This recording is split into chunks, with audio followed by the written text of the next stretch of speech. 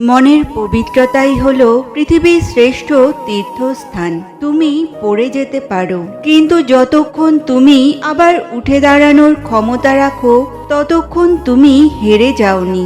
স্বপ্ন দেখো, কিন্তু তাকে বাস্তবে রূপ দেওয়ার সাহসটাও রাখো। হারা মানে সব শেষ নয়, শুরুটা একটু ভিন্নভাবে হয় মাত্র। স্বার্থের পৃথিবীতে পাশে থাকার নামে আপন সেজে অভিনয় করার মতো মানুষের সংখ্যা বেশি।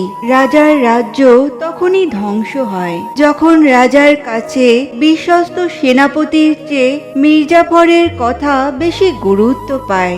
যারা মুখে কিছু বলে না কিন্তু আড়ালে ছুরি চালায়, তাদের চিনে রাখো। সাফল্যের তাপ একদিন তাদের মুখোশ গলিয়ে দেবে। পেছনে কথা বলার সাহস যাদের আছে, সামনে দাঁড়িয়ে কিছু বলার সাহস তাদের থাকে না। সামনে এগিয়ে যাও, পেছনের আওয়াজ ধীরে ধীরে হারিয়ে যাবে। যারা আড়ালে বসে বদনাম করে, তাদের মুখ বন্ধ করার সবচেয়ে বড় উপায় হলো এমন সাফল্য অর্জন করা যাতে তারা তোমার নাম উচ্চারণ করতেও ভয় পায়। অপমানের জবাব অপমান দিয়ে নয়, সম্মান ছিনিয়ে নিয়ে দিতে হয়। বদনাম তারাই করে যারা তোমার জায়গায় আসার যোগ্যতা রাখে না। তাদের হিংসা তোমার শ্রেষ্ঠত্বের প্রমাণ। বদনাম যারা করে তারা তোমার পেছনে থাকে বলেই তোমার পেছনে কথা বলে।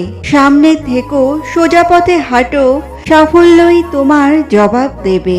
আমি কারো বদনাম করে সময় নষ্ট করি না, কারণ আমি জানি আমার সাফল্যই একদিন তাদের মুখ বন্ধ করে দেবে।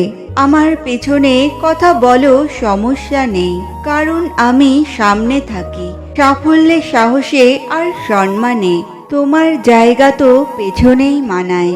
এত নিঃশ্বাসের মাঝে একজন নিঃশ্বাস নেওয়া বন্ধ করে দিলে কারো আসলে কিছুই যায় আসে না, একটুও না। বুঝে শুনে খরচ করুন, অন্তত ধনী না হলেও ঋণী হবেন না।